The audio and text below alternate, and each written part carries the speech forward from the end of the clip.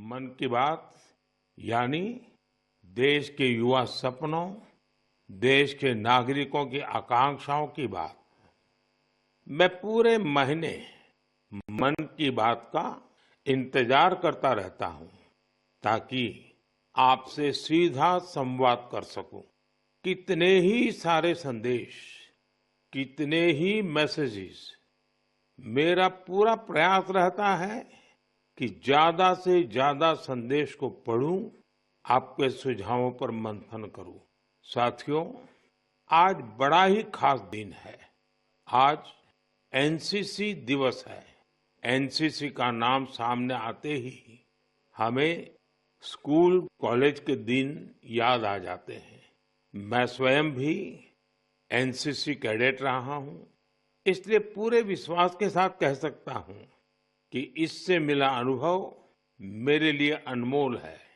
NCC युवाओं में अनुशासन, नेतृत्व और सेवा की भावना पैदा करती है। आपने अपने आसपास देखा होगा, जब भी कहीं कोई आपदा होती है, चाहे बाढ़ की स्थिति हो, कहीं भूकंप आया हो, कोई हादसा हुआ हो, वहां मदद करने के लिए एनसीसी के कैडेट्स जरूर मौजूद हो जाते हैं। आज देश में एनसीसी को मजबूत करने के लिए लगातार काम हो रहा है। 2014 में करीब 14 लाख युवा एनसीसी से जुड़े थे। अब 2024 में 20 लाख से ज्यादा युवा एनसीसी से जुड़े हैं। पहले के मुकाबले 5,000 और नए स्कूल कॉलेजों में अब एनसीसी की सुविधा हो गई है। और सबसे बड़ी बात, पहले एनसीसी में गर्ल्स कैडेट्स की संख्या करीब 25% के आसपास ही होती थी। अब एनसीसी में गर्ल्स कैडेट्स की संख्या करीब करीब 40% हो गई है। बॉर्डर किनारे रहने वाले युवाओं को ज्यादा से ज्यादा एनसीसी से जोड़ने का अभियान भी लगातार जारी है। मैं युवाओं से आग्रह करूंगा कि ज्यादा से ज्यादा संख्या में एनसीसी से जुड़े। आप देखिएगा, आप किसी भी कैरियर में जाए, एनसीसी से आपके व्यक्तित्व निर्माण में बड़ी मदद मिलेगी। साथियों, विकसित भारत के निर्माण में युवाओं का रोल बहुत बड़ा है। युवा मन जब एकजुट होकर देश की आगे की यात्रा के लिए मंथन करते हैं, चिंतन करते हैं, तो निश्चित रूप से इसके ठोस रास्ते निकलते हैं। आप जानते हैं, 12 जनवरी को स्वामी विवेकानंद जी की जयंती पर देश युवा दिवस मनाता है। अगले साल स्वामी विवेकानंद जी की 162वीं जयंती है। इस बार इसे बहुत खास तरीके से मनाया जाएगा। इस अवसर पर 11-12 जनवरी को दिल्ली के भारत मंडपम में युवा विचारों का महाकुंभ होने जा रहा है। और इस पहल का नाम है विकसित Bharat young leaders dialogue. Bharat भर से करोड़ों युवा इसमें भाग लेंगे। गांव, ब्लॉक, जिले, राज्य और वहां से निकलकर के चुने हुए ऐसे 2000 युवा भारत मंडपम में विकसित भारत यंग लीडर्स डायलॉग के लिए जुटेंगे। आपको याद होगा, मैंने लाल किले की प्राचीर से ऐसे युवाओं से राजनीति में आने का आह्वान किया है जिनके परिवार का कोई भी व्यक्ति और पूरे परिवार का पॉलिटिकल बैकग्राउंड नहीं है।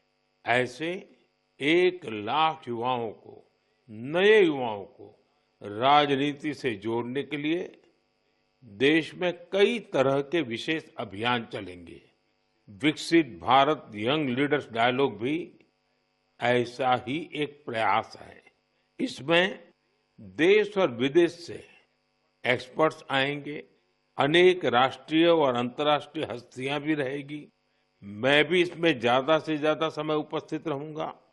युवाओं के सीधे हमारे सामने अपने आइडियाज को रखने का अवसर मिलेगा। देश इन आइडियाज को कैसे आगे लेकर जा सकता है, कैसे एक ठोस रोडमैप बन सकता है, इसका एक ब्लूप्रिंट तैयार किया जाएगा। तो आप भी तैयार हो जाइए। जो भारत के भविष्य का निर्माण करने वाले हैं, जो देश की भावी पीढ़ी है, उनके लिए ये बहुत बड़ा मौका आ रहा है। आइए मिलकर देश बनाएं, देश को विकसित बनाएं। मेरे प्यारे देशवासियों, मन की बात में हम अक्सर ऐसे युवाओं की चर्चा करते हैं जो निस्वार्थ भाव से समाज के लिए काम कर रहे हैं। ऐसे कितने ही युवा हैं जो लोगों की छोटी छोटी समस्याओं का समाधान निकालने में जुटे हैं। हम अपने आसपास देखें तो कितने ही लोग दिख जाते हैं जिन्हें किसी न किसी तरह की मदद चाहिए, कोई जानकारी चाहिए। मुझे ये जानकर अच्छा लगा, कुछ युवाओं ने समूह बनाकर इस तरह की बात को भी एड्रेस किया है। जैसे लखनऊ के रहने वाले वीरेंद्र हैं, वो बुजुर्गों को डिजिटल लाइफ सर्टिफिकेट के काम में मदद करते हैं। आप जानते हैं कि नियमों के मुताबिक सभी पेंशनर्स को साल में एक बार लाइफ सर्टिफिकेट जमा कराना होता है। 2014 तक इसकी प्रक्रिया यह थी, इसे बैंकों में जाकर बुजुर्ग को खुद जमा करना पड़ता था। आप कल्पना कर सकते हैं कि इससे हमारे बुजुर्गों को कितनी असुविधा होती थी। अब ये व्यवस्था बदल चुकी है। अब डिजिटल लाइफ सर्टिफिकेट देने से चीजें बहुत ही सरल हो गई है। बुजुर्गों को बैंक नहीं जाना पड़ता। बुजुर्गों को टेक्नोलॉजी की वजह से कोई दिक्कत न आए, इसमें वीरेंद्र जैसे युवाओं की बड़ी भूमिका है। वो अपने क्षेत्र के बुजुर्गों को इसके बारे में जागरूक करते रहते हैं। इतना ही नहीं, वो बुजुर्गों को टैक्स सेवी भी बना रहे हैं। ऐसे ही प्रयासों से आज डिजिटल लाइफ सर्टिफिकेट पाने वालों की संख्या 80 लाख के आंकड़े को पार कर गई है। इनमें से 2 लाख से ज्यादा ऐसे बुजुर्ग हैं जिनकी आयु 80 के भी पार हो गई है। साथियों, कई शहरों में युवा बुजुर्गों को डिजिटल क्रांति में भागीदार बनाने के लिए भी आगे आ रहे हैं। भोपाल के महेश ने अपने मोहल्ले के कई बुजुर्गों को मोबाइल के माध्यम से पेमेंट करना सिखाया है। इन बुजुर्गों के पास स्मार्टफोन तो था, लेकिन उसका सही उपयोग बताने वाला कोई नहीं था। बुजुर्गों को डिजिटल अरेस्ट के खतरे से बचाने के लिए भी युवा आगे आए हैं। अहमदाबाद के राजीव लोगों को डिजिटल अरेस्ट के खतरे से आगाह करते हैं। मैंने मन की बात के पिछले एपिसोड में डिजिटल अरेस्ट की चर्चा की थी।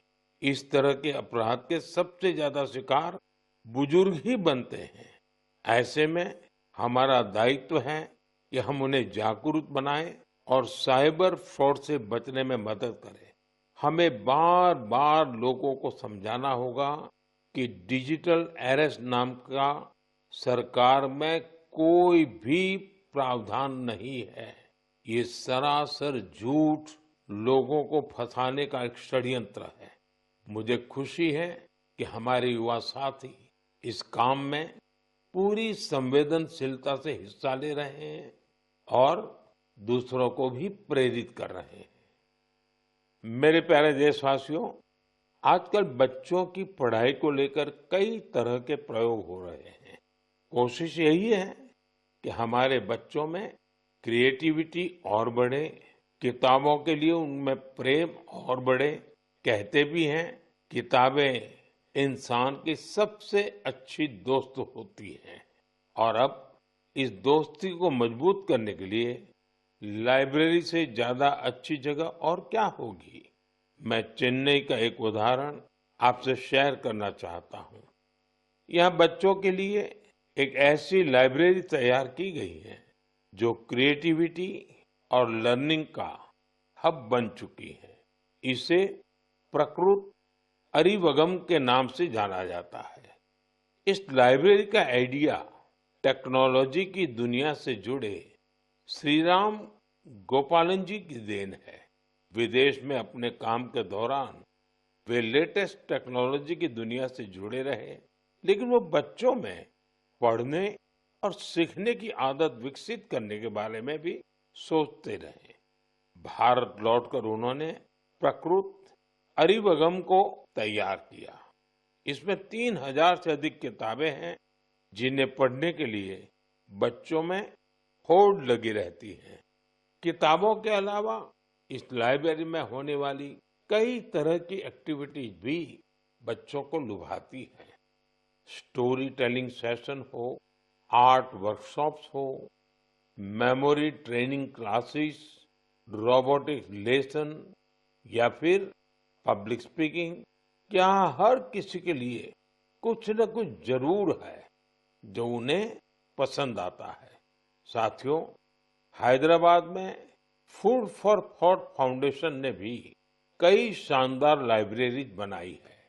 इनका भी प्रयास यही है कि बच्चों को ज्यादा से ज्यादा विषयों पर ठोस जानकारी के साथ पढ़ने के लिए किताबें मिले। बिहार में गोपालगंज के प्रयोग लाइब्रेरी की चर्चा तो आसपास के कई शहरों में होने लगी है। इस लाइब्रेरी से करीब 12 गांवों के युवाओं को किताबें पढ़ने की सुविधा मिलने लगी है।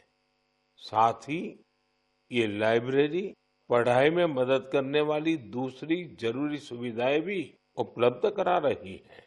कुछ लाइब्रेरीज तो ऐसी हैं जो प्रतियोगी परीक्षाओं की तैयारी में स्टूडेंट्स के बहुत काम आ रही है। ये देखना वाकई बहुत सुखद है कि समाज को सशक्त बनाने में आज लाइब्रेरी का बेहतरीन उपयोग हो रहा है। आप भी किताबों से दोस्ती बढ़ाइए और देखिए कैसे आपके जीवन में बदलाव आता है। मेरे प्यारे देशवासियों, परसों रात ही मैं दक्षिण अमेरिका के देश गयाना से लौटा हूँ। भारत से हजारों किलोमीटर दूर गयाना में भी एक मिनी भारत बसता है।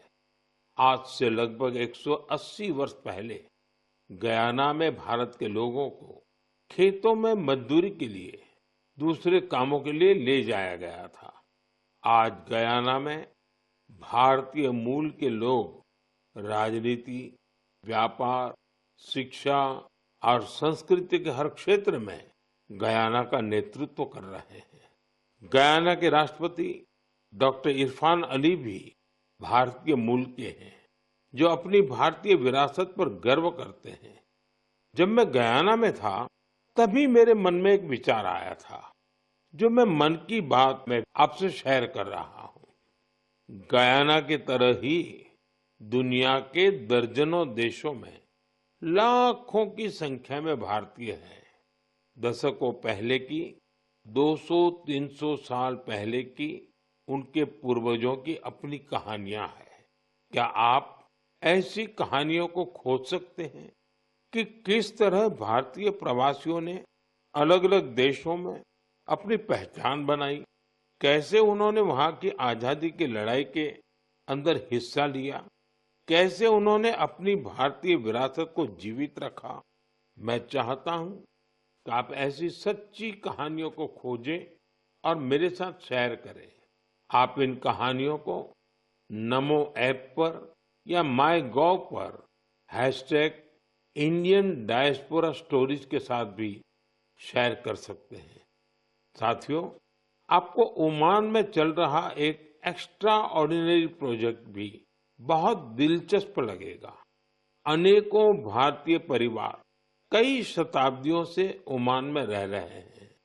इनमें से ज्यादातर गुजरात के कच्छ से जाकर बसे हैं। इन लोगों ने व्यापार के महत्वपूर्ण लिंक तैयार किए थे। आज भी उनके पास ओमानी नागरिकता है, लेकिन भारतीयता उनकी रग रग में बसी है। ओमान में भारतीय दूतावास और नेशनल आर्काइव्स ऑफ इंडिया के सहयोग से एक टीम ने इन परिवारों की हिस्ट्री को प्रिजर्व करने का काम शुरू किया है। इस अभियान के तहत अब तक हजारों डॉक्यूमेंट्स जुटाए जा चुके हैं। इनमें diary, account book, ledgers, letters और टेलीग्राम शामिल है। इनमें से कुछ दस्तावेज तो सन 1838 के भी हैं। ये दस्तावेज भावनाओं से भरे हुए हैं। बरसों पहले जब वो ओमान पहुंचे तो उन्होंने किस प्रकार का जीवन जिया, किस तरह के सुख दुख का सामना किया और ओमान के लोगों के साथ उनके संबंध कैसे आगे बढ़े, ये सब कुछ इन दस्तावेजों का हिस्सा है। ओरल हिस्ट्री प्रोजेक्ट ये भी इस मिशन का एक महत्वपूर्ण आधार है। इस मिशन में वहां के वरिष्ठ लोगों ने अपने अनुभव साझा किए हैं। लोगों ने वहां अपने रहन सहन से जुड़ी बातों को विस्तार से बताया है। साथियों, ऐसा ही एक ओरल हिस्ट्री प्रोजेक्ट भारत में भी हो रहा है। इस प्रोजेक्ट के तहत इतिहास प्रेमी देश के विभाजन के कालखंड में पीड़ितों के अनुभवों का संग्रह कर रहे हैं। अब देश में ऐसे लोगों की संख्या कम ही बची है जिन्होंने विभाजन की विभीषिका को देखा है। ऐसे में यह प्रयास और ज्यादा महत्वपूर्ण हो गया है। साथियों, जो देश, जो स्थान अपने इतिहास को संजो कर रखता है, उसका भविष्य भी सुरक्षित रहता है। इसी सोच के साथ एक प्रयास हुआ है जिसमें गांवों के इतिहास को संजोने वाली एक डायरेक्टरी बनाई है। समुद्री यात्रा के भारत के पुरातन सामर्थ्य से जुड़े साक्ष्यों को सहेजने का भी अभियान देश में चल रहा है। इस कड़ी में लोथल में एक बहुत बड़ा म्यूजियम भी बनाया जा रहा है। इसके अलावा आपके संज्ञान में कोई मैन्युस्क्रिप्ट हो, कोई ऐतिहासिक दस्तावेज हो, कोई हस्तलिखित प्रत हो, तो उसे भी आप नेशनल आर्काइव्स ऑफ इंडिया की मदद से सहेज सकते हैं। साथियों, मुझे स्लोवाकिया में हो रहे ऐसे ही एक और प्रयास के बारे में पता चला है जो हमारी संस्कृति को संरक्षित करने और उसे आगे बढ़ाने से जुड़ा है। यहाँ पहली बार स्लोवाक लैंग्वेज में हमारे उपनिषदों का अनुवाद किया गया है। इन प्रयासों से भारतीय संस्कृति के वैश्विक प्रभाव का भी पता चलता है। हम सभी के लिए ये गर्व की बात है कि दुनिया भर में ऐसे करोड़ों लोग हैं जिनके हृदय में भारत बसता है। मेरे प्यारे देशवासियों, अब मैं आपसे देश की एक ऐसी उपलब्धि साझा करना चाहता हूं जिसे सुनकर आपको खुशी भी होगी और गौरव भी होगा, और अगर आपने नहीं किया है तो शायद पछतावा भी होगा। कुछ महीने पहले हमने एक पेड़ मां के नाम अभियान शुरू किया था। इस अभियान में देश भर के लोगों ने बहुत उत्साह से हिस्सा लिया। मुझे ये बताते हुए बहुत खुशी हो रही है कि इस अभियान ने 100 करोड़ पेड़ लगाने का अहम पड़ाव पार कर लिया है। 100 करोड़ पेड़, वो भी सिर्फ 5 महीनों में। ये हमारे देशवासियों के अथक प्रयासों से ही संभव हुआ है। इससे जुड़ी एक और बात जानकर आपको गर्व होगा। एक पेड़ मां के नाम अभियान अब दुनिया के दूसरे देशों में भी